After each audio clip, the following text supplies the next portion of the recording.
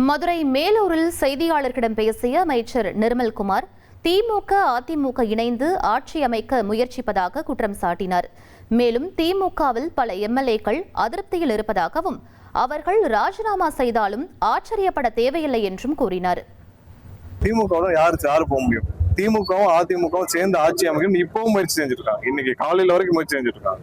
ஒவ்வொரு நாளும் ஸ்டாலினும் உதயநிதியும் எடப்பாடியும் சேர்ந்து ஆட்சி அமைக்க ஒவ்வொரு நாளும் முயற்சி செஞ்சுட்டு வராங்க.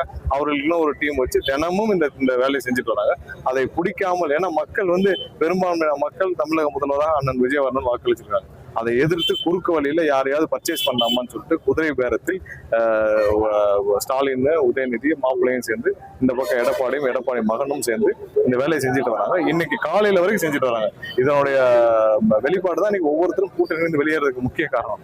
ஒவ்வொரு கட்சியும் உடைக்கிறதுக்கான வேலையில அவங்க செஞ்சுட்டு இருக்காங்க. அதாவது அவங்களுடைய கூட்டணியில் இருந்த கட்சிகளை உடைக்கும் வேலையை செஞ்சுட்டு இருக்காங்க. எல்லாரையும் மிரட்டும் வேலையை செஞ்சுட்டு இருக்காங்க.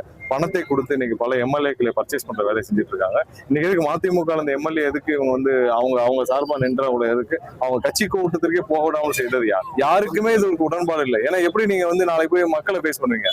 நீங்க திமுக அதிமுக சேர்ந்து இன்னைக்கு ஆட்சி அமைச்சிருவீங்க, நாளைக்கு மக்கள் எப்படி பேஸ் பண்ணுவீங்க? இவருக்கு திமுகவில் இருக்க பல எம்எல்ஏக்கள் உடன்படவில்லை தான் எங்களுக்கு வந்த தகவல். அவர்கள் பலர் ரிசைன் பண்ணிட்டு வெளியே வந்தாலும் ஏன்னா நாளைக்கு போய் அவங்க மக்கள் சந்திக்க முடியாது.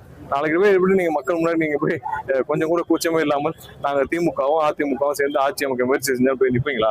அதனால பலர் வெளியேறும் வேலைகள், பலர் ராஜினாமா செய்யும் வேலைகள் இவ்வளவு மோசமாக போனதற்கு காரணம் இந்த ரெண்டு குடும்பத்தினுடைய சொத்தை பாதுகாத்துக் கொள்ள அவங்களுடைய ஊழலை மறைக்க இவங்க ரெண்டு பேரும் சேர்ந்த சுயநல முடிவுகள் தான் இந்த எல்லாத்துக்கும் காரணம். இனி செல்லும் இடமெல்லாம் செய்தி.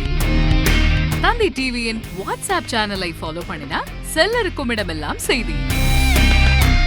இதோ QR கோட் இப்பவே ஸ்கேன் பண்ணுங்க, ஃபாலோ பண்ணுங்க.